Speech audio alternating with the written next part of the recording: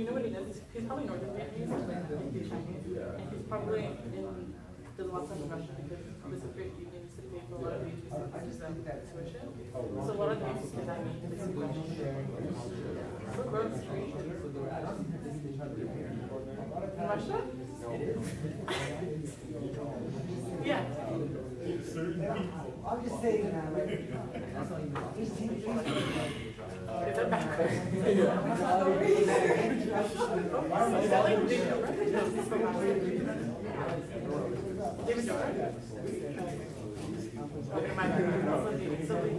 Yeah, it's like yeah. Like a little bit.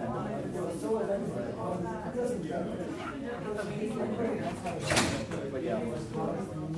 Were your parents were born there?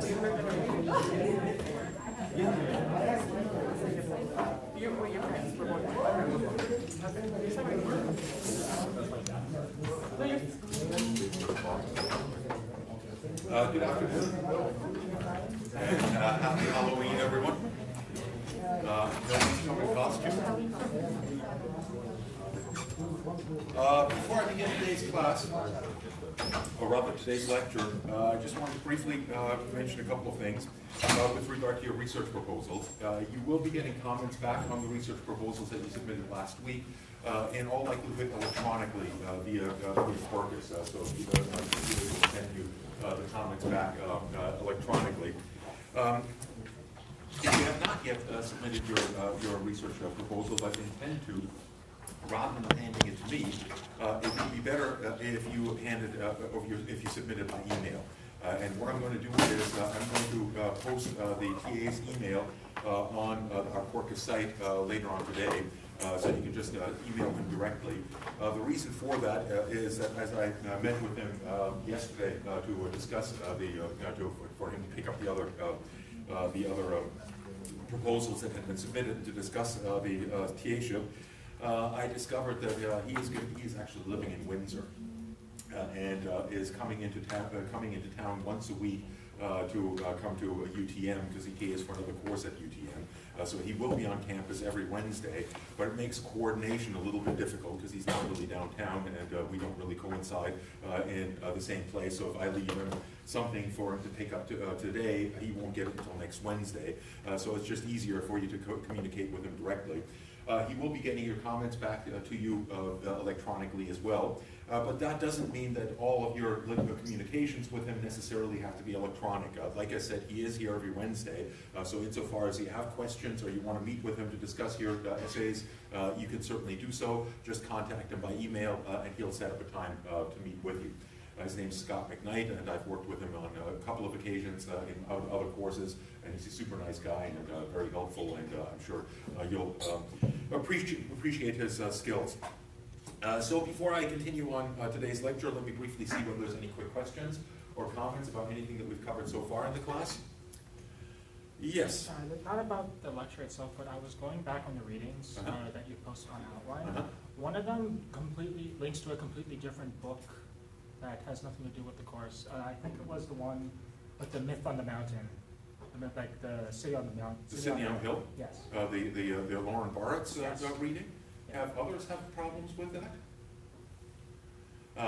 I believe that I posted the Barrett's reading myself on there, so you should be able to access that not through the syllabus with the link, but there's an actual article that's posted that I posted myself, so you should be able to get a hold of it that way. In this understanding, so thank you. No worries, no worries. Last week, I tried to continue our discussion of American foreign policy by looking at the executive branch and the various checks on it. And in that regard, we explored to a certain extent the checks on the presidency that come from the legislative branch, and on the other hand, from the judiciary. In both cases, I argued that the checks are not as effective as we might want them to be, or as the Constitution might indicate. In that regard, I pointed out that while the President is the Commander-in-Chief of the Armed Forces, the Chief Diplomat, the Chief Legislator, and so on and so forth, clearly, with regard to foreign policy, those powers are counterbalanced by providing authorities to Congress that would theoretically allow them to hold the President in check with regard to foreign policy matters. As such, while he might be Commander-in-Chief, it is the responsibility of Congress to raise an Army and Navy. What that implies is that the purse strings are always held by Congress. Only Congress can spend money. And the President can't do anything without Congress providing him with the money to do whatever he wants to do. And that was always a rather important check on the presidency in terms of his use of the military. Insofar as when he wanted to use the military, he first had to go to Congress to get the funding, to create a military, to mobilize the military rather, before he could engage in major kinds of conflicts. That changed rather drastically at the end of the Second World War. And it changed rather drastically at the end of the Second World War for a number of different reasons. That collectively increased the power of the presidency enormously. Ultimately resulting in what we call the imperial presidency.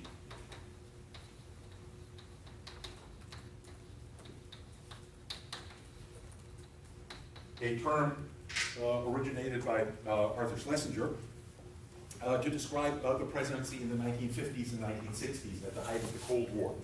And as one of the articles that I posted in your reading list suggests, there is a number of scholars that argue that while the imperial presidency appeared to have been reined in to some extent in the aftermath of the Vietnam War, that to a large extent the circumstances since the attacks of September 11th have recreated an environment in which there are essentially little or no checks on the executive branch.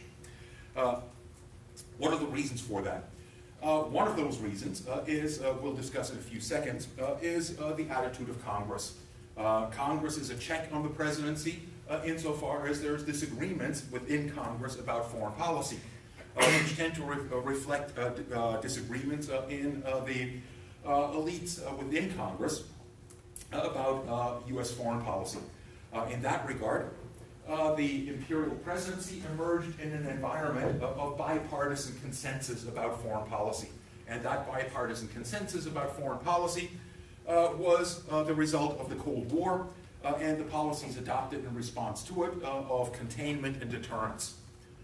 Containment and deterrence were supported by both parties, and consequently there was little concern among the members of Congress as to how those policies were actually implemented by the executive branch.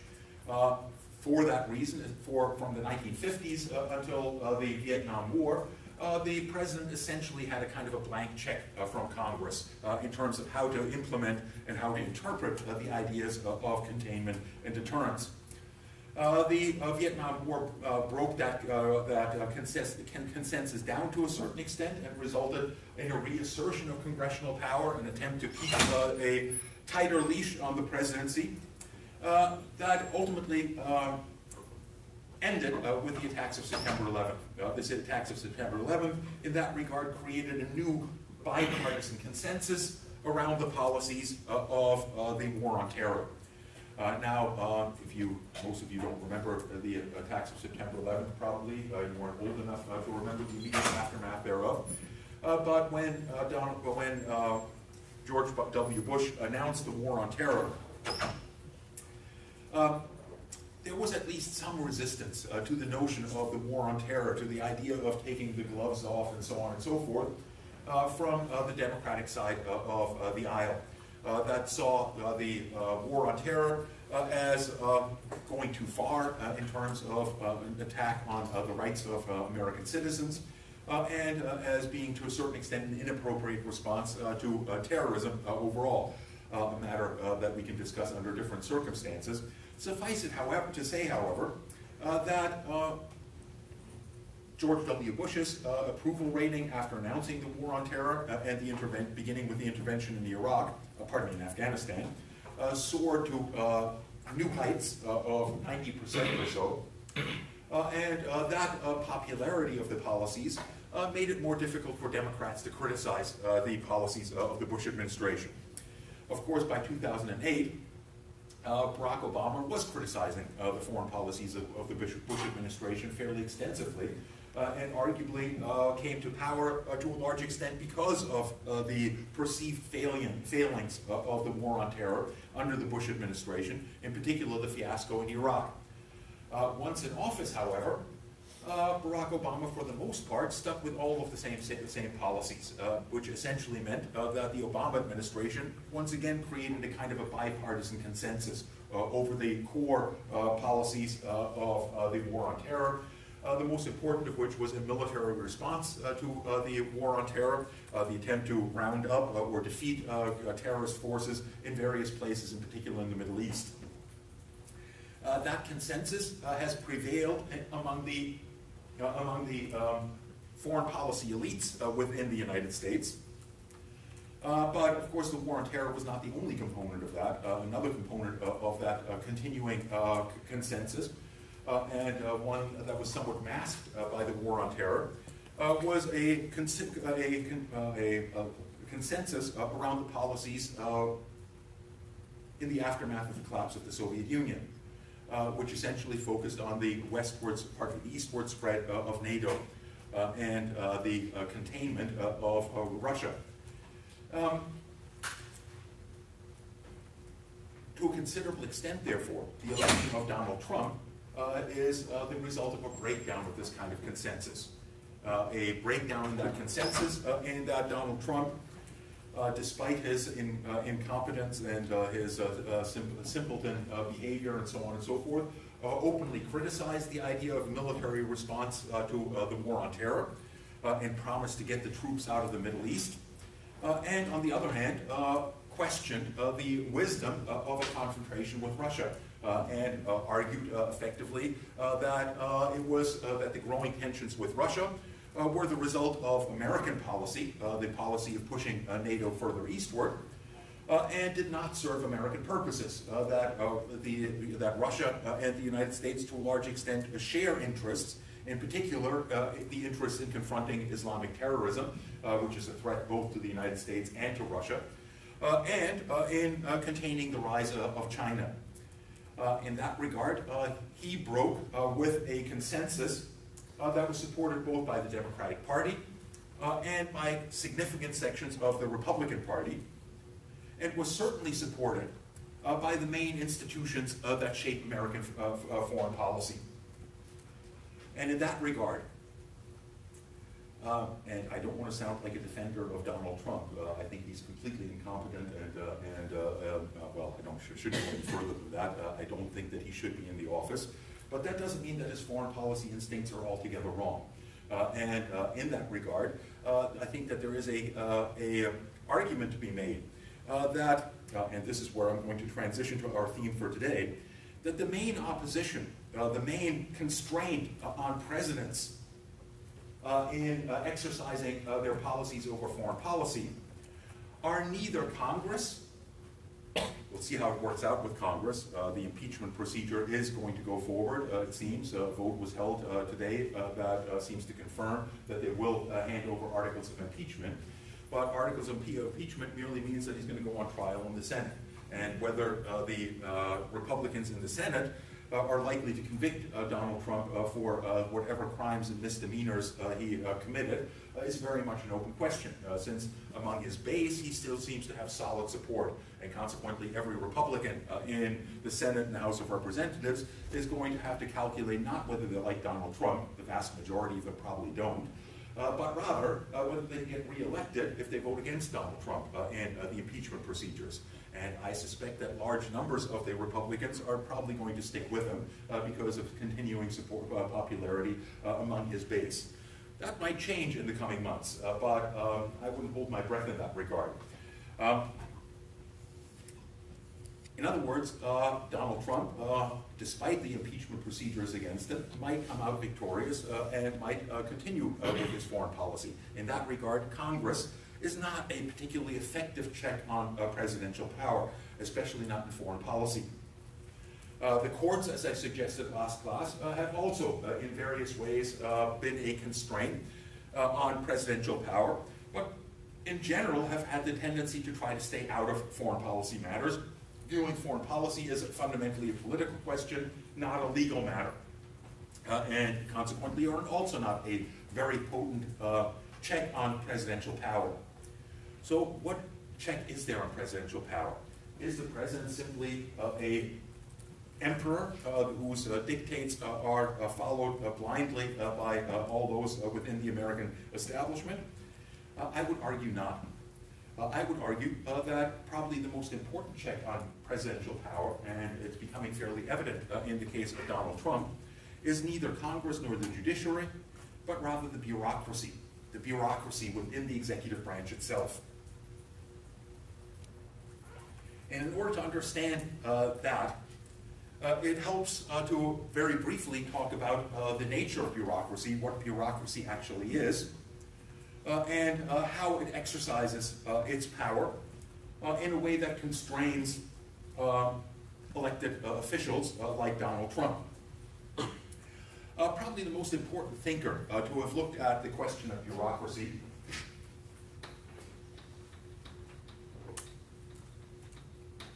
is the German sociologist Max Weber.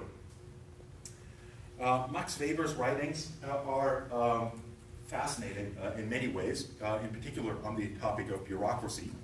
But I don't want to bore you with a long discussion of Max Weber's sociology. Suffice it to say that many have argued that Max Weber's writings were a continuing debate with the other great thinker of his time, which was Karl Marx, and to a certain extent later, Vladimir Lenin. Marx argued that the defining nature or the defining aspect of modernity was capitalism. It was an economic system based on capitalism. And that while capitalism was described by him as the great locomotive of history that propels human societies to advance their productive powers more than any alternative system ever could, he also argued that it ultimately enchains much of humanity. Enchains much of humanity by reducing the vast majority of humanity to laborers in the capitalist system and concentrating wealth among ever fewer individuals. In other words, that while it serves this wonderful purpose of advancing our means of production, it will not lead to the liberation of most of humanity. In order to achieve that, capitalism has to be ended by allowing the workers, the majority of the population, to seize control over the means of production and to use the means of production to advance human or their interests rather than the profit motives of its owners. That seizing of the means of production he called socialism. And ultimately it would lead to the administration of the means of production in a way that was egalitarian and that would create a communist society. Max Weber argued that this is a fundamental misunderstanding of the nature of modernity. The defining aspect of modernity, as he saw it, was not capitalism, but rather was bureaucracy. And he argued that bureaucracies, which have existed throughout human history to a greater or lesser extent in pre-modern societies, have become a defining aspect of modern society in a way that they weren't previously. Bureaucracies, he argued, are institutions that are hierarchical, based on a hierarchy of authority and a hierarchy of status. That they are based on specialization of function of the various officers that work within those bureaucracies, and on routinization. In other words, that each office is governed by certain sets of rules, routines, that define the function of the various people that occupy those offices. If confronted with a situation A follow steps A, B, C, and D, and so on and so forth. And he argued that bureaucracies, or institutions that fit the description of bureaucracies, first emerged in modern Western societies in the form of military institutions. Military institutions, quite clearly, are hierarchical, based on a hierarchy of authority as well as status, based on specialization, and based on routinization. In the case of militaries, soldiers go through intense training to drill in that routine into their mode of behavior, and that routine is, above all else, based on the rule of follow your orders unquestioningly, and so on. But he noted that while the first bureaucracies may have been military, they very quickly spread into other aspects of human society. All governments became organized in a bureaucratic nature in a way that fits that basic description.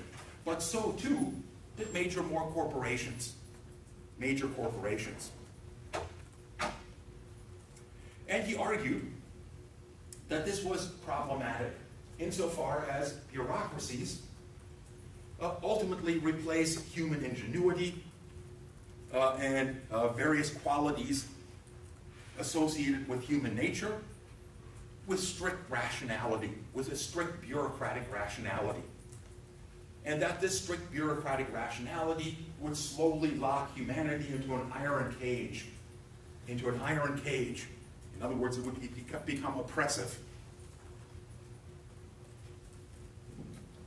And he saw no way out of this iron cage, and ultimately argued that the understanding of Marx and Lenin of liberation by allowing the state to take over corporations isn't a form of liberation at all. It's merely replacing a number of different competing bureaucracies with a single, overarching bureaucracy that will become all the more stifling of human creativity and human nature.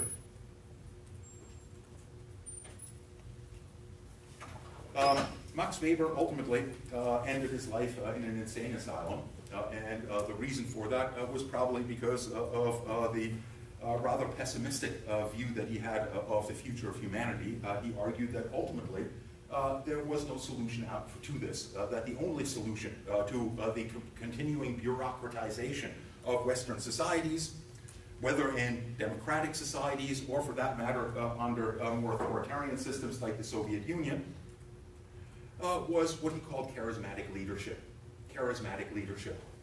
And the reason why he argued that charismatic leadership was the only solution is something that we talked about briefly, I believe, last week, and we can understand in the context of the United States quite easily. The bureaucracies of the American government are all within the executive branch.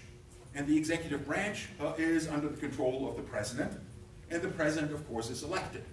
So how can these oppressive institutions exist in the context of a democracy?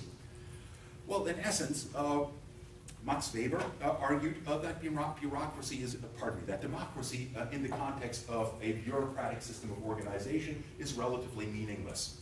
In essence, because bureaucracies, above all else, control information, are staffed by experts that have developed throughout their career extensive knowledge about their particular field of interest, their particular field of activity. And consequently,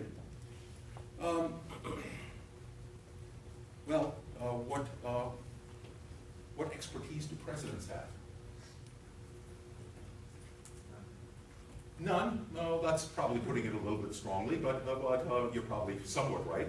Insofar as they have an expertise, it's the expertise in becoming elected. And the expertise in becoming elected does not provide them with the ability to really govern effectively, because the moment they get elected by saying what they think people want to hear, and insofar as they're correct in saying what the people want to hear, they may get elected on the promise to implement policies A, B, C, and D, and C, and so on and so forth. And those policies may well be popular. But the moment that they're elected, they are confronted by a huge body of experts that have detailed knowledge over all aspects of policy, and that can run circles around the president in terms of their understanding of the problems that would be caused by the various policy proposals the president might bring forward.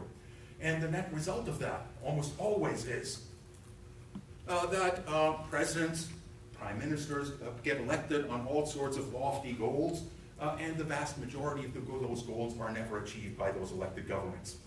Not because the elected person doesn't mean what they say when they get elected, although that often is the case as well. They simply say what they think they need to say in order to get elected and are not really convinced of it. But even if they're completely sincere in what they want to achieve, the moment that they're in the White House or in number 10 Downing Street, they're suddenly confronted with people that are far, far more knowledgeable and that will point out all the pitfalls of their platform and consequently get them to back away from it. As such, they become locked in that iron cage of bureaucracy, in that rationality of bureaucracy like everyone else is.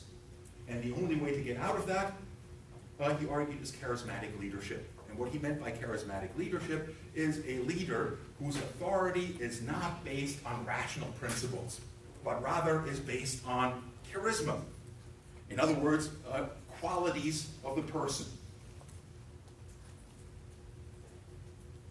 Now, who do you think he meant by somebody like a charismatic leader whose authority is not based on rationality, but on their personality and their, yeah? Well, he died about a decade before Hitler came along, but absolutely, this is precisely what many people that have read Max Weber argue he was very much afraid of, is that Germany, a highly bureaucratized society, would fall under the influence of a demagogue like Adolf Hitler. He, of course, did not know of Adolf Hitler yet. And Donald Trump seems to have very similar qualities, doesn't he? And in that sense, Donald Trump, when elected to take on these, or to implement these various policies that he suggested, was in effect declaring war on the institutions of the American government that had pursued policies that were at odds with his preferences over the previous couple of decades. And what do you expect those folks in those bureaucracies are likely to respond to such a challenge? Well, insofar as they can, they will try to rationally convince the leader that their policies are ill thought out. In that regard, certainly that's what happened to the Obama administration. You might recall that Mr. Obama came into office promising single-payer medical care, promising above all else to end the war on terror and to close down Guantanamo Bay and to ban torture and so on and so forth. And how much of that did he actually achieve once he was in office? Well, most of his supporters were deeply disappointed by the extent in which he backed away from many of those policies, continued much of the war on terror, may have ordered that American officials not be involved in torture, but did not prevent those that the United States supports and hires from engaging in torture. In that sense, the American officials themselves in Afghanistan may no longer be putting the screws on the people that they're investigating, but you can be sure that their Afghan counterparts will be doing precisely that. The Americans just won't get their hands dirty. This was a pattern that emerged in American government since the end of the Second World War. In Central America in particular, there were extensive reports of people being tortured by the officials of the governments of El Salvador and Guatemala and so on and so forth, that reported to human rights officials that they could hear the American officials in the next room telling the torturers what questions to ask and so on. The Americans didn't get their hands dirty themselves, but they certainly were willing to allow others to engage in this. In other words, when it came to closing Guantanamo Bay, which remains open to this day, Barack Obama essentially backed away, recognized that he was touching on things that would cause him more trouble than it was worth, and followed the advice of the experts. And that, in the most extreme form, was of course the case in his immediately after being elected adopting the idea of let's look forward, let's not look backward. A complete turnaround on the idea that he was going to hold the officials of the Bush administration accountable for their commission of war crimes like torture and so on and so forth.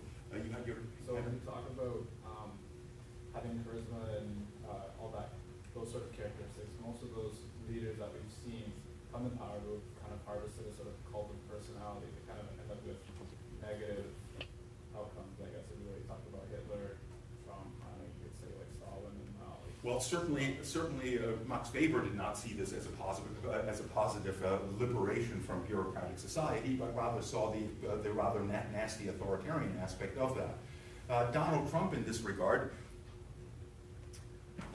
certainly would like to think of himself as a charismatic leader, and he certainly seems to have a fair amount of charisma that allows him to maintain the support of his core constituency. I'd say that he's not a particularly talented, charismatic leader, however, insofar as he seems to have rather stupidly picked fights with constituencies that he would need in order to maintain power. In that regard, he certainly, right from the outset, declared war on various components of the American bureaucracy, such as the State Department, because of his complete disdain for negotiation and for diplomacy, and particularly for the Iran deal, which was the most proximate target for diplomacy and so on and so forth, and rejected that. Now, if you reject diplomacy, how do you think the institutions responsible for diplomacy are going to feel about that? And the institution that's most responsible for diplomacy is, of course, the State Department. He likewise rejected the conclusions of the intelligence agencies. The intelligence agencies that came to the conclusion that while he may not have collaborated with the Russians were up to no good, and they did interfere in the American elections and so on and so forth, and therefore had to be confronted. Well, Donald Trump wasn't buying it, and consequently continued to ignore the advice of the intelligence agencies and to side with Vladimir Putin rather than the advice of his intelligence agencies. and in essence, by doing so, declared war on the intelligence agencies.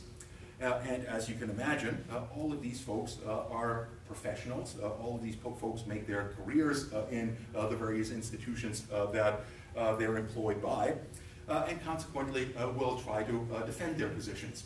And in that regard, there is something to the notion that has been put forward by the Trump administration that really what is happening is that they're being taken down by the deep state. In other words, by some kind of a conspiracy deep within the American government. The notion of the deep state emerged from the writings of Peter Dale Scott, who focused on the extent to which there are elements within the American government that are clearly beyond accountability, and that in that sense represent a kind of a deep state, and that have at various points interfered in the political process in the course of American history. But before I get to that description, or that discussion, let me talk a little bit about bureaucracies in a larger sense. Bureaucracies, as I pointed out, take various different forms. Both government, ministries, and departments and so on are bureaucracies, as are major corporations. And in order to understand their functioning, one of the things that you have to understand is that bureaucracies, whether corporate or in government, consist of people. And consist of people that are employed within them, especially at the upper rungs of those bureaucracies, where things are less routine, that are essentially making careers within those bureaucracies. And these bureaucracies, in the context of corporations, are constantly in competition with each other. They're in competition with each other, both for markets, for their products, but also for employees. In other words, for the most skilled engineers, the most skilled marketing executives, and so on and so forth. And in order to win the competition for the most skilled engineers and the best marketing executives, and so on and so forth, they have to provide those individuals with plenty of opportunities to enhance their skills and practice their trade, but also with the promise of upward mobility, of continuing rising through the ranks of that bureaucracy, gaining greater authority, gaining greater status, and gaining greater income. And in order to achieve that, corporations, in order to hang on to their most talented individuals and therefore keep themselves competitive with other companies and so on, they have to do certain things that should be relatively obvious. For one thing, they have to keep growing. They have to keep growing. Why? Because if you want to convince your workers and your most skilled workers that their fortunes are best by staying within the ranks of that company, you have to be able to promote them. And if the company isn't growing, the only way that you can promote anyone within that organization is insofar as somebody else is retiring or dying off higher up in the organization. And that's a pretty slow process. And consequently, those lower rungs of the organization, if that's the only route to upward mobility, will start to get restless.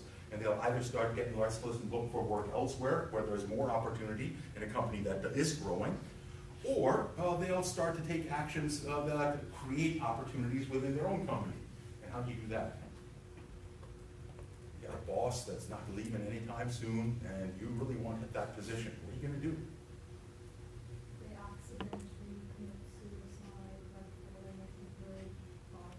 Well, I don't know whether they could get quite that extreme, although perhaps. But what I was more thinking is that you do things to embarrass them. You do things to screw things up so that your boss loses his job. And in that case, of course, the company isn't working very well. If the lower rungs of the employees are actively trying to undermine the upper rungs of the organization. In other words, growth is something that is absolutely required. And just as it is absolutely required in the context of corporations, it is absolutely required in the context of government. Government bureaucracies in that regard are no different. They likewise depend on the ability to promote their most talented individuals through the ranks of those organizations in order to remain effective, and they need to remain effective and demonstrate their effectiveness in order to continue to receive higher and higher budgets. And the budgets of various bureaucracies within any government grow roughly in keeping with the growth of the economy as a whole. The tax revenue of the state increases. That allows them to engage in more activities, which requires hiring more individuals and so on and so forth. Now, in government, when a particular bureaucracy isn't growing and therefore isn't promoting people through its ranks, generally what happens is something analogous to what we were describing before, and that is that if you want to get rid of your boss, well, and you happen to stumble upon something that they did that was a little bit shady, you happen to send that email to the New York Times or something along those lines. And before you know it, there's a scandal, your boss gets fired, and boom, you're in a higher position. But again, that undermines the functionality of that bureaucracy, and consequently is something that bureaucracies try their best to prevent. The other thing that is absolutely necessary, both in the context of corporations and to a considerable extent in government, is that these people don't only have to be promoted and given opportunity, they have to be paid to remain occupied. And for most corporations and in many sections of government, that requires constant innovation. Constant innovation. Why? Well, all you have to do is ask yourself, if you graduate next year or this year from this university, you go out in the job market, you find yourself a good job and in some company, and your new boss calls you in the first day of your work and says, listen, we don't really have anything for you to do. So just go and sit in your desk, play some computer games, look busy, and if something comes along, we'll let you know. What's your attitude likely to be if you get a job like that? Well, some of you are smiling going, bonus, all right. But I would bet that if you are somewhat of an ambitious individual that does want to make a career, you might think bonus for the first month or two, but then you're going to start thinking, well, wait a second, I just spent a lot of money trying to get my skills up to the point where I can get a job like this, and now I'm sitting around, I'm not learning anything new, I'm not using the skills that I have, and if I sit here for another 3 years, I'll be useless, and I won't be able to get another job. In other words, you'll start looking for other jobs elsewhere and looking for better opportunities elsewhere. And in that regard, the same thing is true with regard to major corporations, and is true with regard to major departments in governments. And in particular, insofar as that there has been in the 20th century a kind of a blending of corporations and government bureaucracies, especially in the context of the United States with respect to the military. In the military is a giant bureaucracy, but one that is very closely attached to a number of other bureaucracies that supply the needs of the military in terms of their weapon systems, in terms of their uniforms, in terms of their security systems, and so on and so forth. And this complex of organizations in the context of the United States is often referred to as the military-industrial complex. Although the military-industrial complex in the United States is a little bit of an inaccurate description.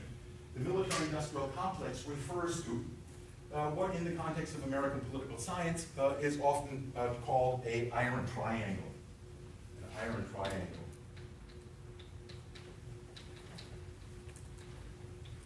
And an iron triangle is a relationship that exists, especially in the context of American government, of a coincidence of interests between a government bureaucracy in the executive branch, the relevant committees within Congress that oversee that bureaucracy within the executive branch, and the clients of that bureaucracy in the private sector or among the public. A good example of that, and one of the reasons for why these iron triangles exist,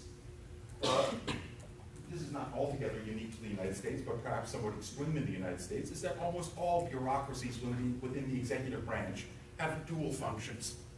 So, for example, the Department of Agriculture is intended to promote American agriculture. but it's also intended to regulate American agriculture. And those often pull in rather different directions. The U.S. Forestry Service, which is a component of the Department of Agriculture, is a very good example of that. The Department the Forestry Service manages the public lands of the United States, most of which are forested, and has close relations to the forestry industry. Now, that means that they have to recruit people for working within the Forestry Service that know about forests. Now, where are you going to get people that are knowledgeable about forestry if you're hiring, that have experience in it? Pardon me? Well, people that work in the forestry industry. And consequently, many of those that staff the forestry service are members that are recruited from the forestry industry. Now, if you're working in the forestry industry, why would you want to take a job in the Department of or in the Bureau in the Forestry Service? You can push your own interests forward, but like In essence, you could do favors for the company that you previously worked for. And if you work in the Forestry Service for 5 years, you can get hired back by the company that you previously worked for, but at a much higher rank and with a much higher salary. So there's a kind of a coincidence of interest between the Forestry Service and the forestry industry, where one promotes the other. Both of those are overseen by Congress. And Congress consists, well, not all congressmen are interested in looking at the Forestry Service, but certain members of Congress certainly are. And which members of Congress are likely to be interested in overlooking the Forestry Service? Yeah? I got a question. Yeah? Can you just define iron triangle name? I'm in the process of doing that. So hang on to that question. If you still have that question in a second, I'll let you know. What members of Congress are likely to be interested in sitting on the Forestry Subcommittee? Exactly. Insofar as the forestry industry is a big employer in your congressional district, you're likely to want to sit on that and to try to get as many of the tax dollars that are sent by your constituents to Washington back to them in the form of various contracts and so on and so forth.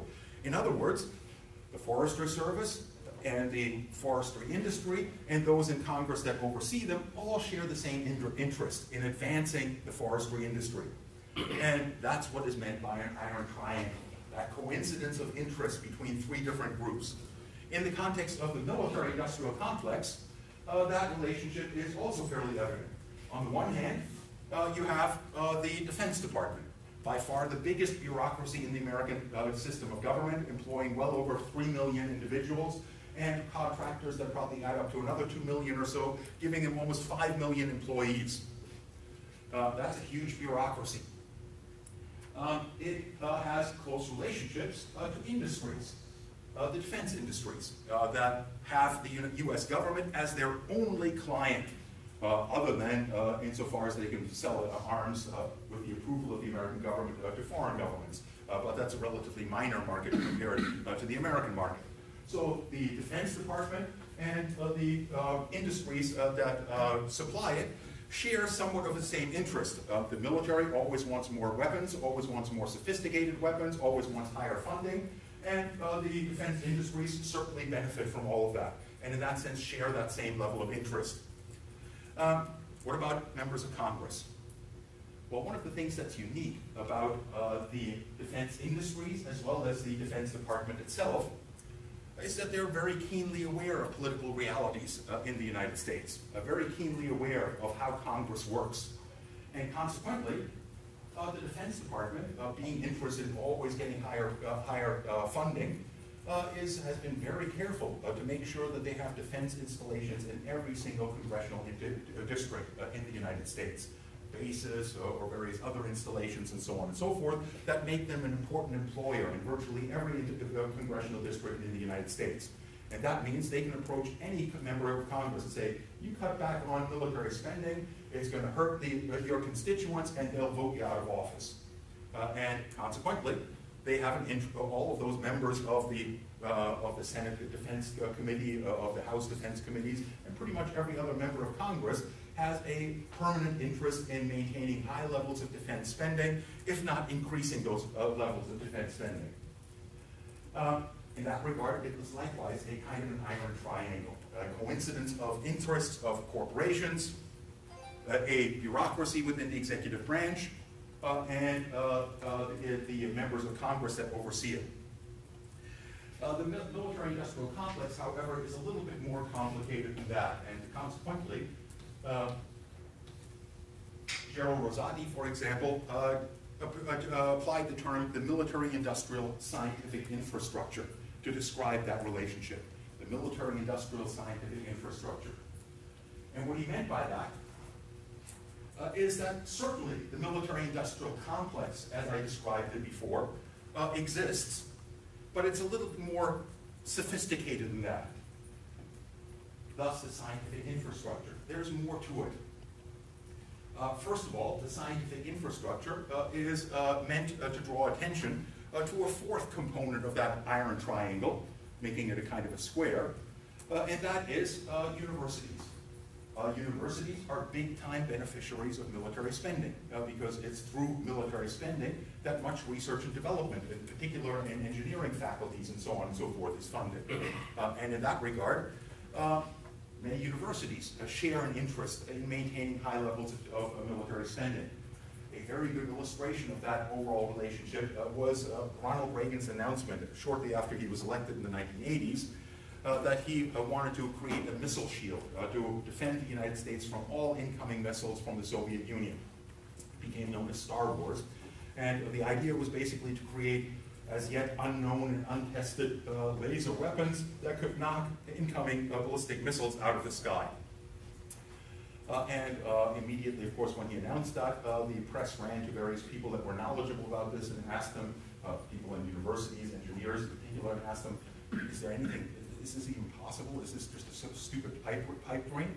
And all of the engineers that were questioned, without exception, said this is completely ridiculous. It's a totally dumb idea, and it's a dangerous idea. In essence, you're talking about knocking missiles out of the sky that are not simple missiles that travel on an easy and predictable trajectory, but most ICBMs consist of 5, in some cases 10 warheads that separate once they're in space and hit various different targets.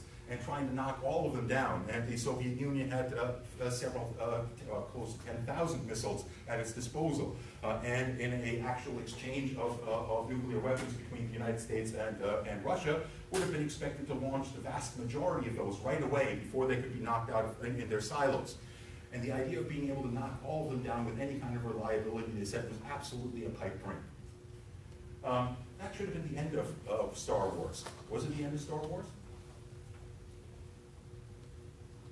Of course not. What happened fairly shortly thereafter is that within about a month or so, that consensus among engineers broke down completely.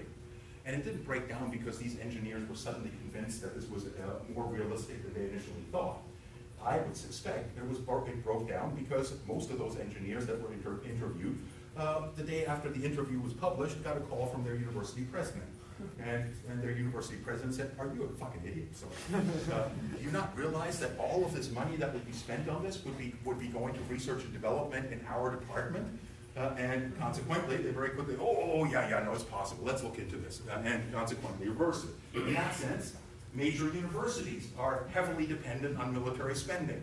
And it permeates much further than that. It permeates in that the biggest and most profitable corporations in the United States are military contractors. Military contractors, like any other corporations, have shareholders. And large numbers of those shareholders, or large numbers of those shares, are held by who? Pretty much Americans around the country, but in particular, pension funds. And things along those lines. And that makes it very difficult to back out of defense spending, in large part because so many people have an interest in keeping this thing running. That's also to a certain extent true of the oil industry. And one of the reasons why it's very difficult to confront the oil industry is because large numbers of pension funds are heavily invested in the oil industries and consequently see writing off oil assets as stranded assets as highly problematic for those that depend on their pensions on those funds. It goes even further than that. Hollywood, for example, is heavily dependent on military spending. Why? Because Hollywood makes a lot of profit off of making movies, and many of those movies, I would say a fairly sizable share of those movies, are movies that portray war in one form or another. And those movies would be enormously expensive to make if it wasn't for the fact that the Defense Department provides them things like tanks, things like jets, things like explosives, and so on, free of charge. So long as the Defense Department gets to vet those the scripts of these movies and make sure that they portray military activity and participating as in the military in a heroic and uncritical manner. Consequently, much of what Hollywood produces is in essence for pro-war propaganda. There's a few exceptions to that, and you can probably, if you're movie buff, think of the exceptions of those movies that were made without the aid of the Defense Department. There aren't very many. Full Metal Jacket, The Deer Hunter, Apocalypse Now, and the other one that certainly if you've never watched, you should definitely watch is Dr. Strangelove. Was also made without the aid of the Defense Department. But you could be pretty sure that if you see a film that is highly critical of the military, it did not get funding from the military. Consequently, it's probably a much lower budget and probably less likely to make it into the mainstream movie theaters and so on and so forth. In that sense, the military, industrial, scientific infrastructure spreads into its influence into every aspect of American life. You had your hand No, up? I just was going to make a joke that's why it was made in black and white. Yeah, well, perhaps. I don't know whether that was strictly a budget decision or whether Stanley Kubrick made most of his other previous movies in black and white too, like Raging Bull and so on, so that might have just been an aesthetic consideration. But nonetheless, he had to, resort to stock footage of the B-52s that he could, get a hold of and not be able to access those things from through the Defense Department.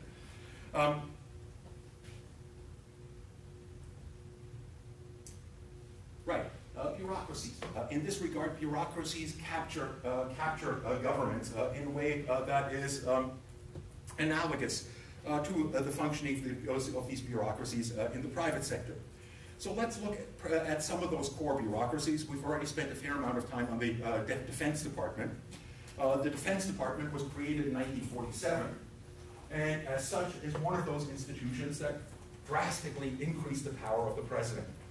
In that, prior to the creation of the Defense Department, the basic approach of the American government was that it would mobilize forces rapidly in situations of crisis, and then demobilize that military back down to a core of officers that could be used to remobilize in a renewed crisis, meaning that military spending only peaked during crisis periods and then went right back down.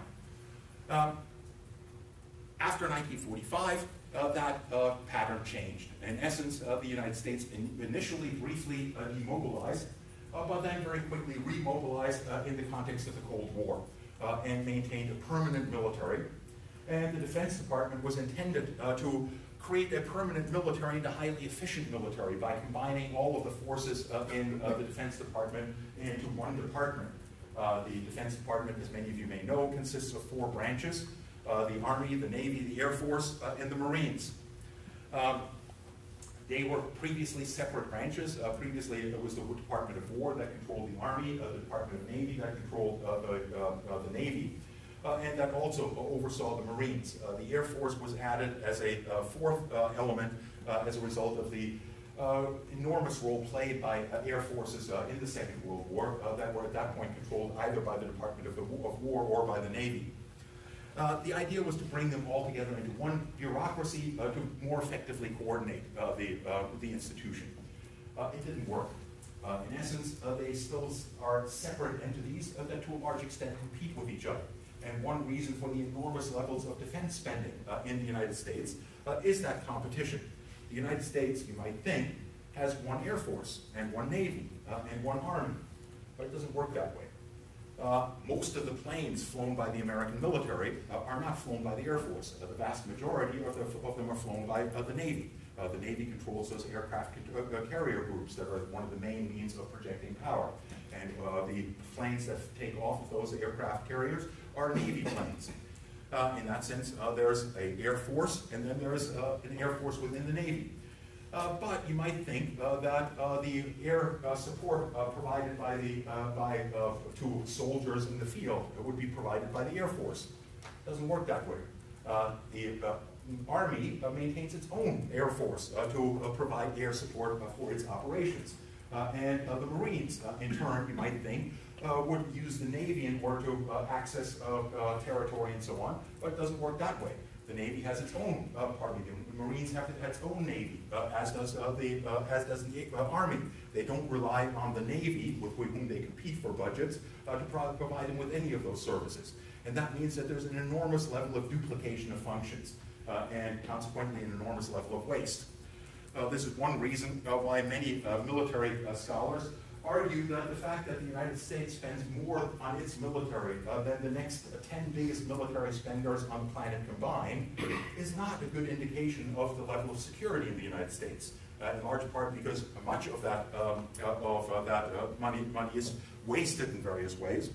And in many cases, and this is a point that I was going to get to, why did the United States adopt this permanent military in 1945? Anyone want to guess? Or 1947 to be more specific? Well, the obvious answer is the Soviet Union. The Soviet Union loomed large and was a major threat, and that's certainly how it was justified to the American public. But then think about that for a moment.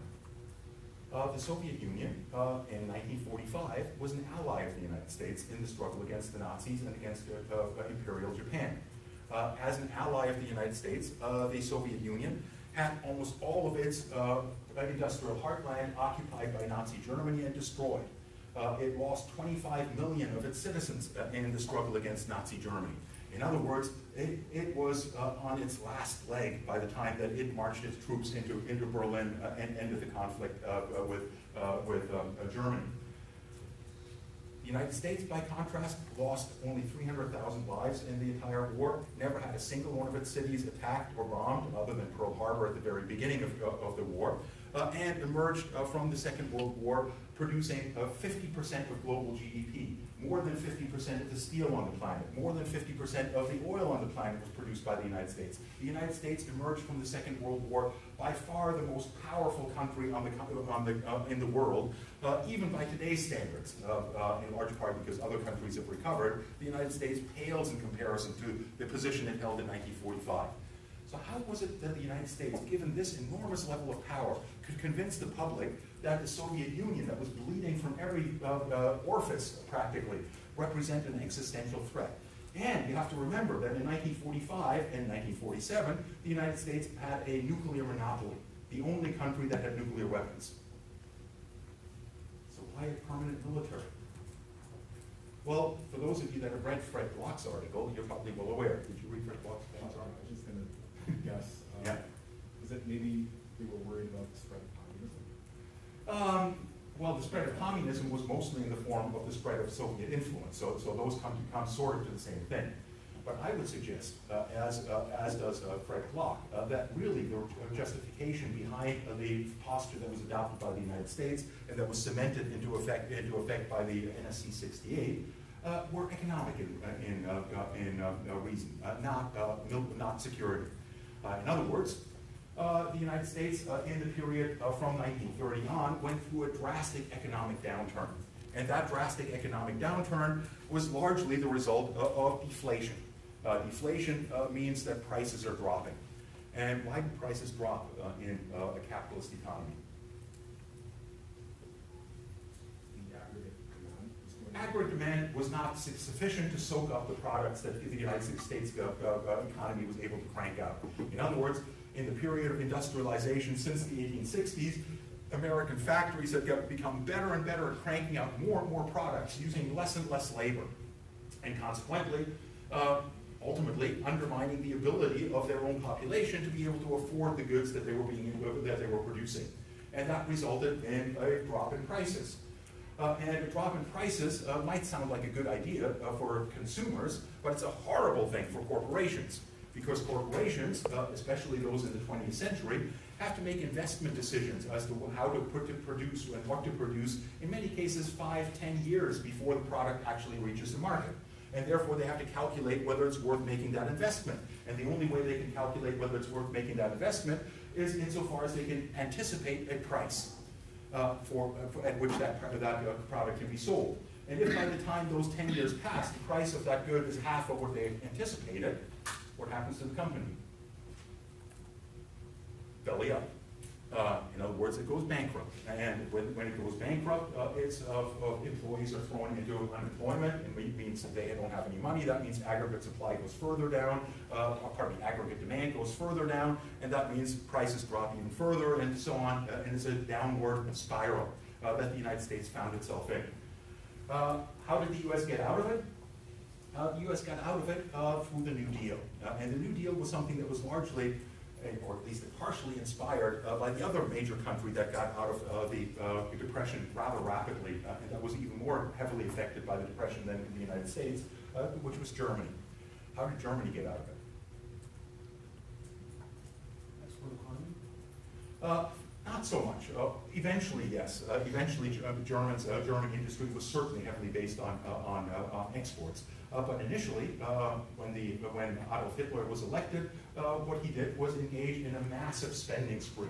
A massive spending spree on infrastructure, building the Autobahns and various forms of infrastructure, in essence to pump money back into the economy and to increase aggregate demand and therefore get industries to be profitable again.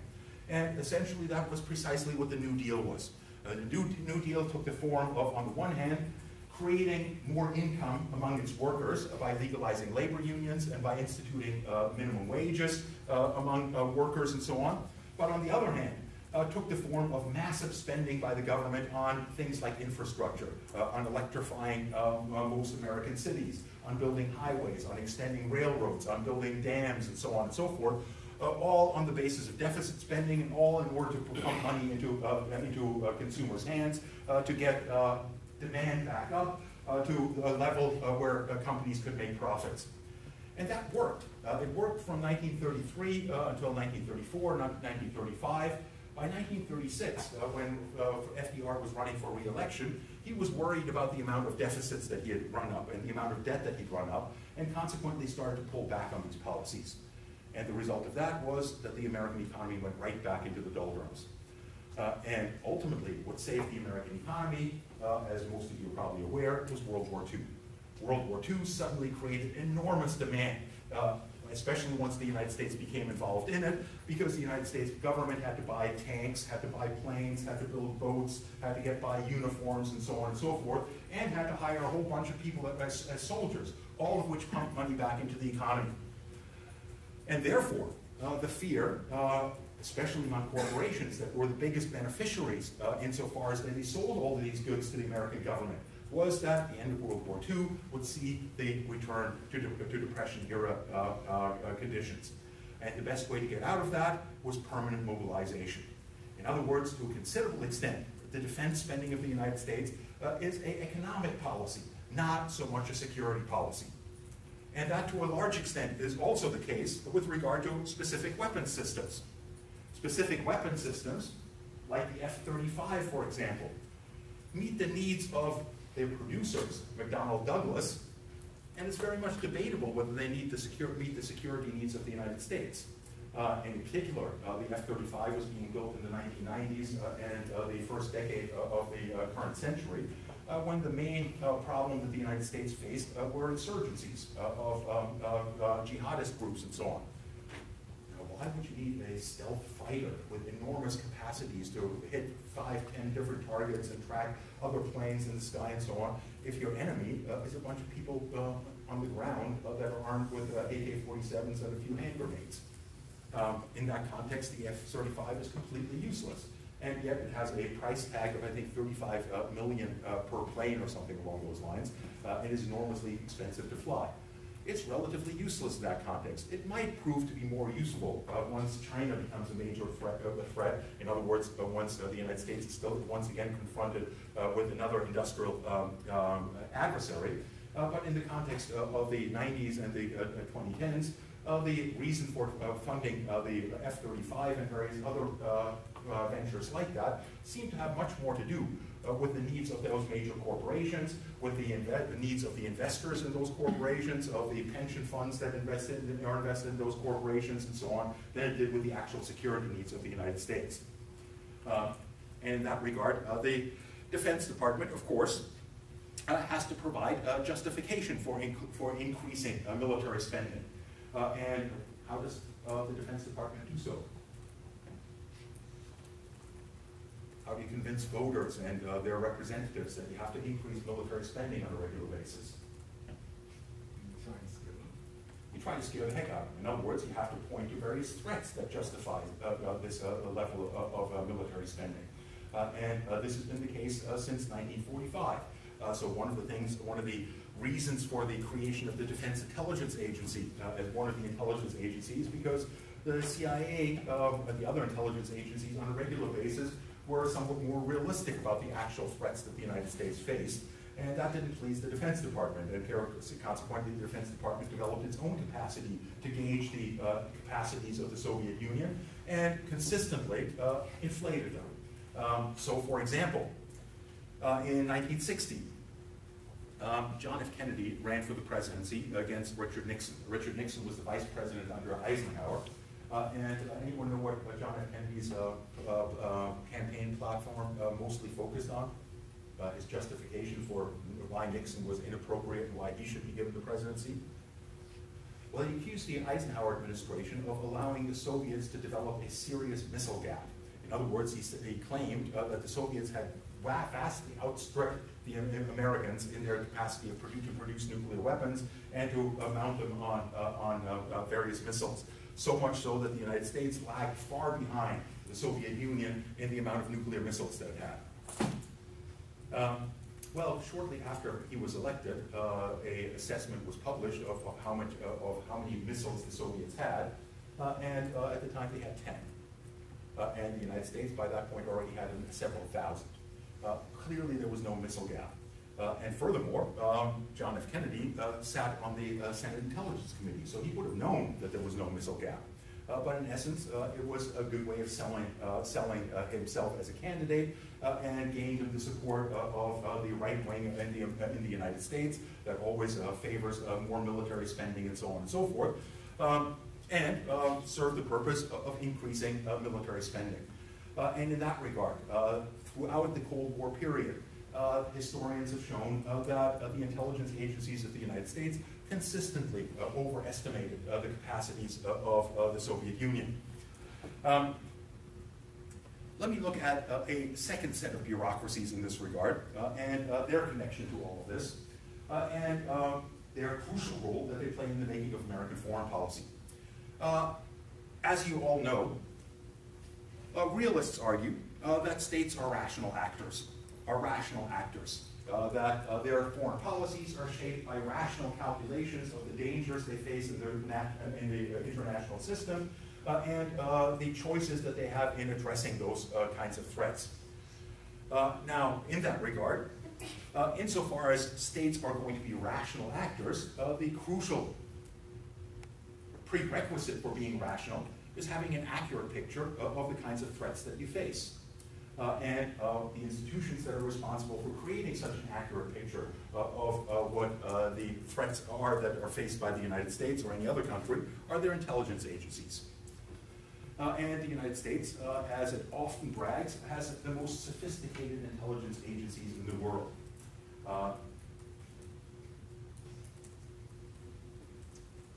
What's the record of these intelligence agencies? Well, it turns out it's not particularly good. The intelligence agencies of the United States failed to predict the Cuban Revolution, failed to predict the Chinese Revolution, failed to predict the Iranian Revolution, failed to predict the collapse of the Soviet Union, even a month before the Soviet Union fell apart. How can that be? How can the intelligence community in the United States with the most sophisticated technologies for gathering technologies around the world completely missed the boat on some of these key questions that clearly affected the threat environment within which the United States operated? Well, to answer that question, Again, we have to a certain extent, make reference to bureaucracies and to the competition between bureaucracies within the executive branch. Just as there was competition between the bureaucracies within the Defense Department, where the Army and the Navy and the Air Force on a regular basis compete against each other for assignments, for bigger budgets and so on and so forth, so too there's competition in the intelligence agencies. Now, most of you associate American intelligence, with some justification, with the Central Intelligence Agency. The Central Intelligence Agency is clearly the most prominent agency responsible for intelligence in the United States, but it is neither the only nor even the largest of the intelligence agencies operated by the United States government. Depending on who you ask, the United States has somewhere between 16 and 22 different intelligence agencies that operate independently of each other.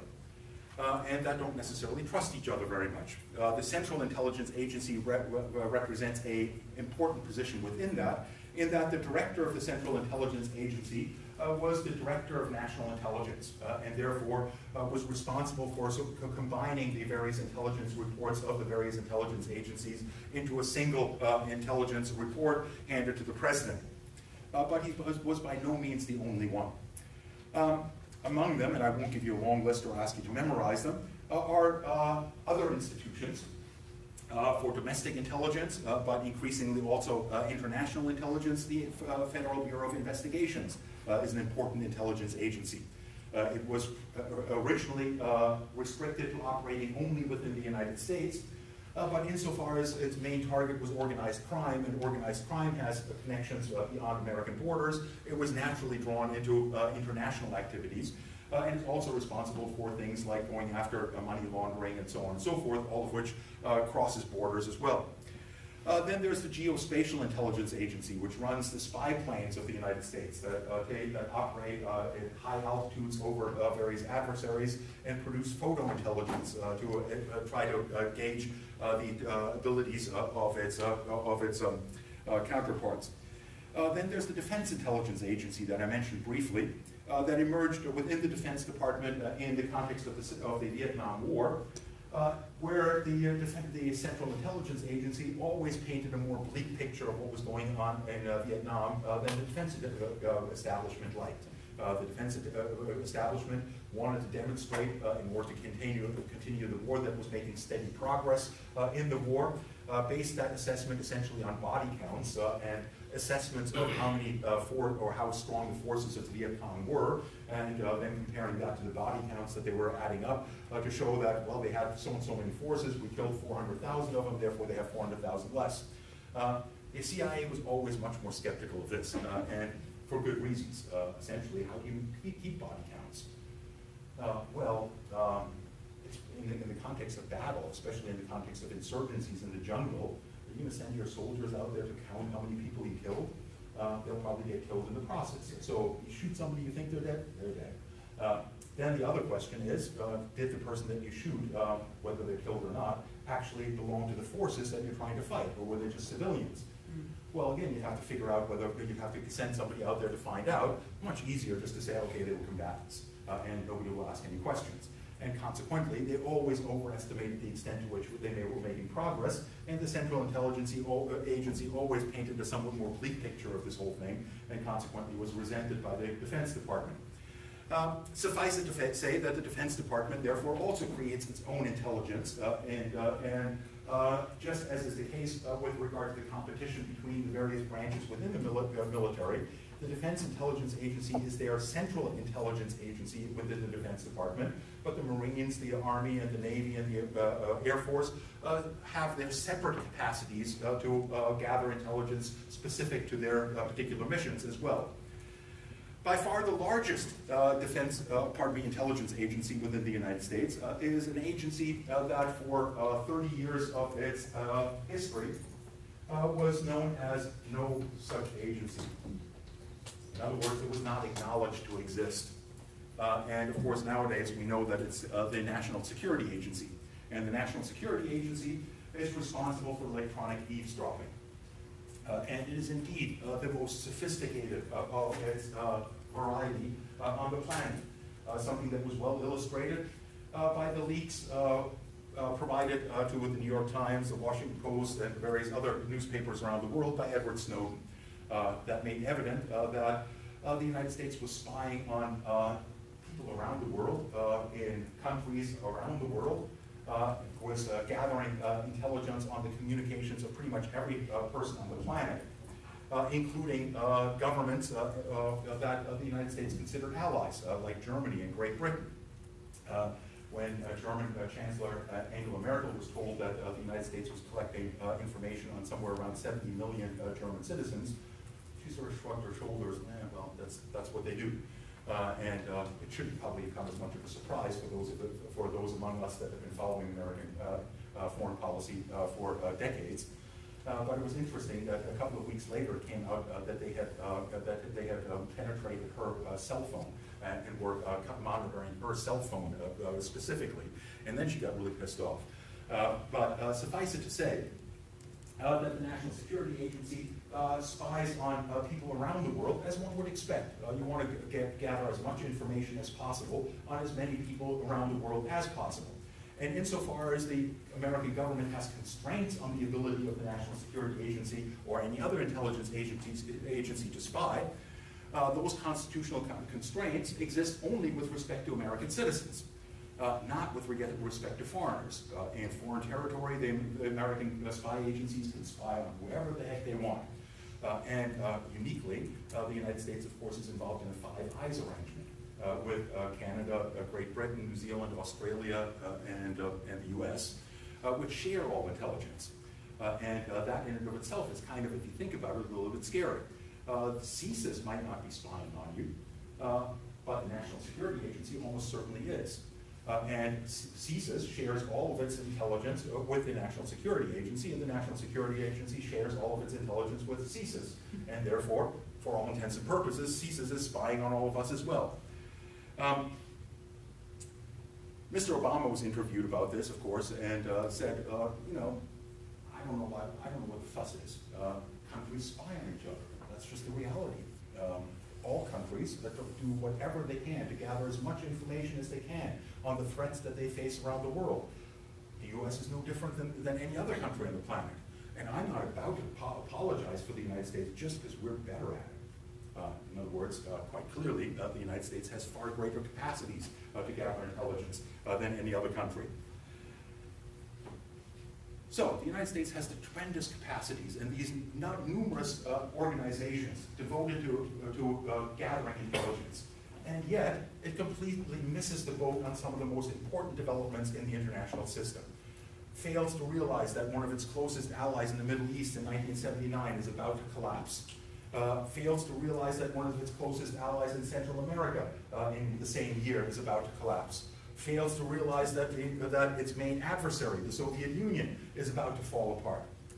How is that possible? Well, the reason is that the intelligence agencies function within a broader political environment. And that broader political environment is politics. And how does that work out? In essence, it works out, or the way to understand that, is that intelligence in the United States has become increasingly politicized.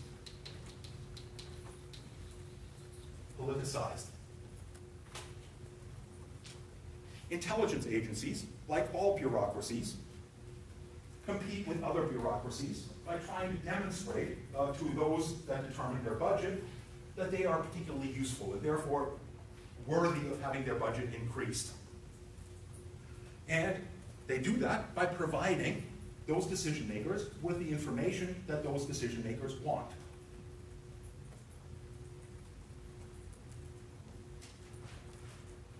And they tend to have a hard time getting budget increases if they tell those decision makers things that they don't want to hear. Now, you can imagine in this environment where the defense spending of the United States depends on the perception of threat. And that main perception of threat throughout the Cold War was the Soviet Union. Now, if an intelligence service comes along and says, well, actually, the Soviet Union don't have these capacities, they're not really much of a threat, and we certainly don't need to spend that much money on our defense establishment, what do you think is likely to happen to that individual? or that individual intelligence agency. They're telling very powerful people within the government things that they don't want to hear. The Defense Department doesn't want to hear, we don't need your defense systems, we don't need to spend more money on defense. The intelligence agencies themselves depend on their budget to a considerable extent on the fear of foreign threats that those intelligence agencies have to be able to locate and identify before they become real threats and so on and so forth. In other words, all of these agencies have somewhat of an incentive to increase the perception of threat and to tell individuals what they want to hear. Basically, what this politicization of intelligence has taken the form of is, on the one hand, what's called stovepiping. And in order to understand stovepiping, you have to understand, to some extent, the intelligence process. The intelligence process is not just a matter of gathering as much information as possible, but it's also a matter of processing that information, checking the information for accuracy, and creating an intelligence product that's useful to policymakers. And that means it's a long process that goes through various stages. But one pattern that has emerged in the United States on a fairly regular basis, and most prominently and most obviously in the build-up to the attacks of September 11th, was that when policymakers have a strong demand for a particular piece of information, and an intelligence agency comes across a piece of information that seems to suit the needs of those policymakers, somehow that information gets stovepiped directly to the policymakers. In other words, it bypasses all of those other steps of checking its accuracy and so on and so forth, and makes its way directly to the policymaker in order to advance their policy goals. The most obvious example of that was the claim by the Bush administration that the United States, that Iraq had connections to Al-Qaeda. The intelligence that seemed to point in that direction came from an intelligence report provided to the United States government by the German government, which interestingly attached to it, we consider this piece of intelligence to be highly unreliable because it comes from an informant whose code name is Curveball, and who's been a taxi driver in Germany for the last 20 years. And we really don't have any reason to think that he has any information relevant to the abilities or the activities of the Iraqi government. Once it arrived on the desk of some intelligence official in the United States, they immediately recognized, hey, this is the kind of smoking gun that we're looking for to tie Iraq to Saddam Hussein, to Al-Qaeda. And consequently, it immediately landed on the desk of the president without that warning about this guy's highly unreliable and shouldn't really be taken seriously. That's what's meant by stovepiping. In essence, it's the result of what many analysts call a producer-consumer problem. A producer-consumer problem.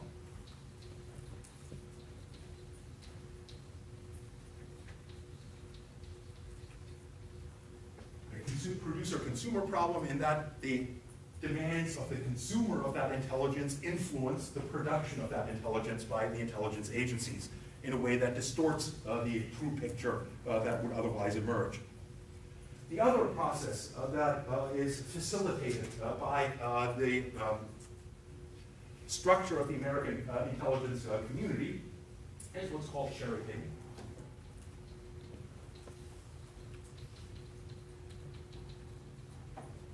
And cherry picking basically refers to that if you have 16 different intelligence agencies, some of them which have fairly specialized functions, but all of which to a considerable extent overlap in their functions, they are likely, or some of them are likely to come to different conclusions. And insofar as some of them come to different conclusions, it allows policymakers to pick and choose between these different intelligence reports, the ones that they like best. In other words, the ones that seem to support their policy initiatives.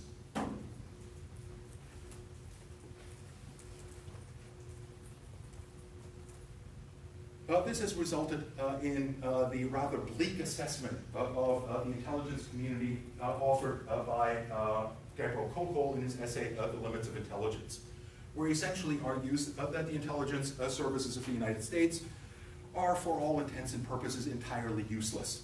that in his entire research as a historian of American foreign policy, and he spent his entire career doing so, he could not think of a single instance in which intelligence became public or was handed to policymakers that didn't conform to the demands of those policymakers. In other words, the intelligence agencies really are, given their structure, relatively weak in being able to provide a means of rationalizing American foreign policy.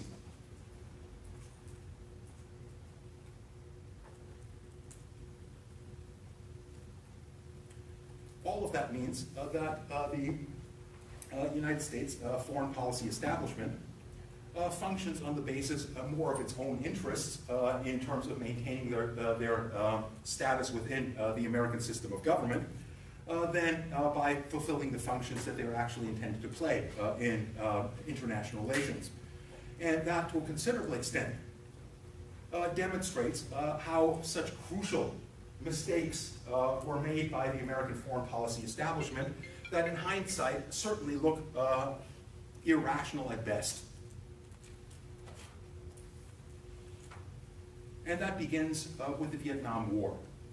In essence, it has been a truism in international relations for centuries that states do not fight wars of choice. That wars can only be engaged in insofar as they are necessities. In other words, insofar as they are wars against existential threats faced by a particular state.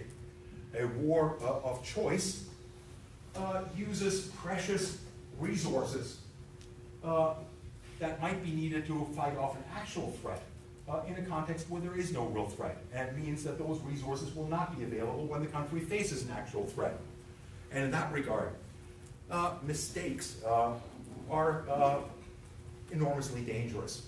And in this regard, the United States, for example, tried to paint the situation in Vietnam as an existential threat.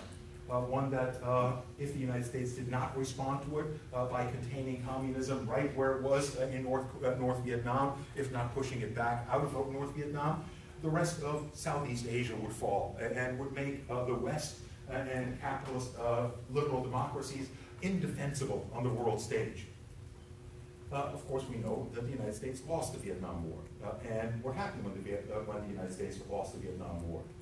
Cambodia and Laos and Thailand and Indonesia and the Philippines and Australia all go communist? Of course not.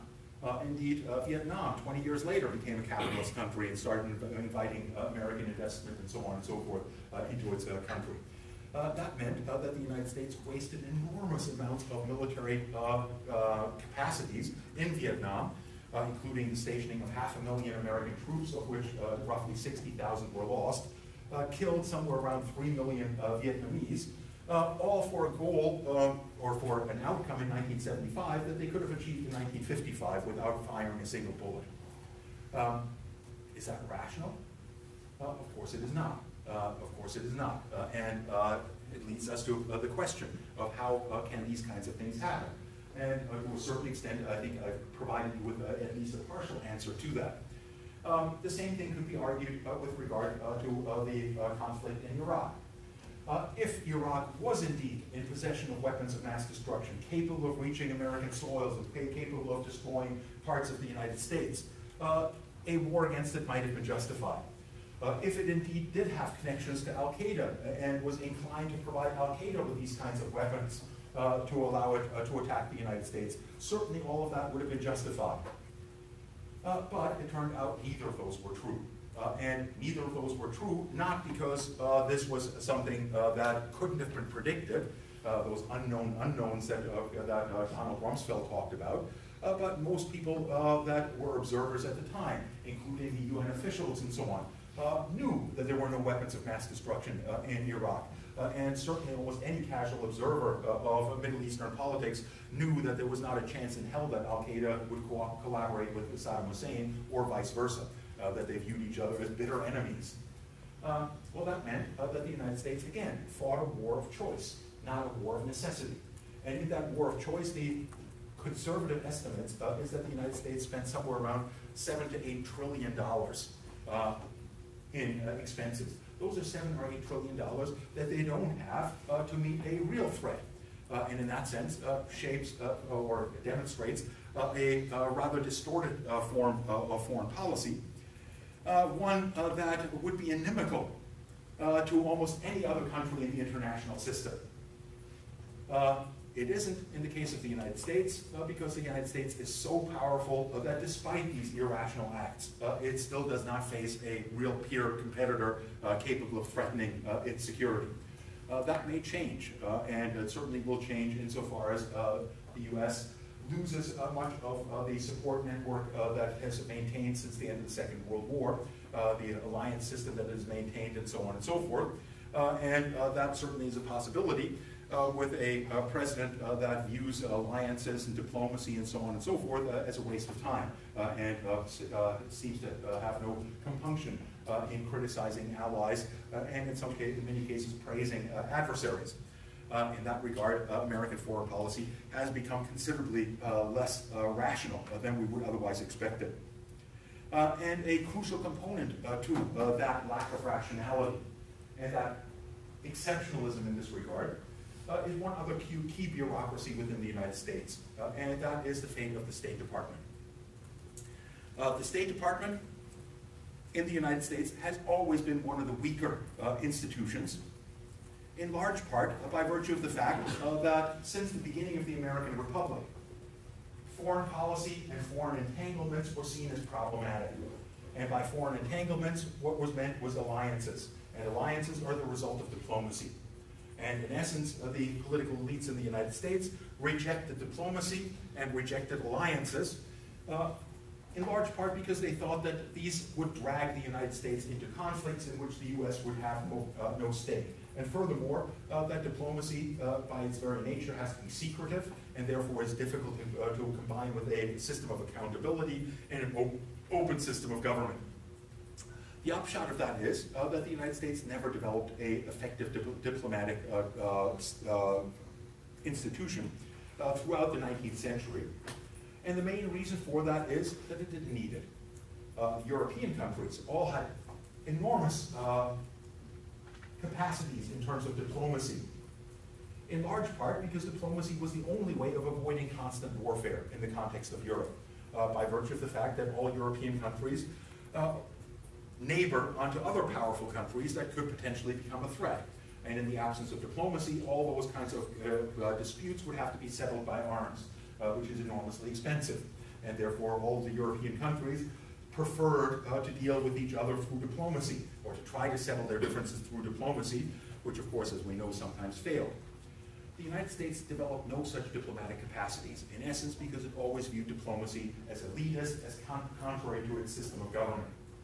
And that meant that by the time that the United States became a major player on the international stage in World War I, the perception of American policymakers, especially if Woodrow Wilson was, that the United States either had to change its system to adopt the means by which foreign policy was managed by the rest of the world, in other words, develop diplomacy, develop a more elaborate State Department, and so on and so forth, or it could change the international system. And Woodrow Wilson quite clearly decided to change the international system. And that's where I'm going to leave us today. And next week we're going to look at the relationship between the United States and international organizations and international law. Changing the international system meant essentially, as Woodrow Wilson put it, replacing secretive, unaccountable diplomacy with open covenants openly arrived at. In other words, with open institutions like the League of Nations through which states could manage their affairs. So thank you for your attention, and sorry to have overstayed my welcome on Halloween of all days, but I think I'm sort of still in keeping with my promise to let you all stay. Have a great day, and again, as I pointed out, if you have a research proposal, please do submit it by electronically, and I will post the email address of our TA on our corporate site later on today.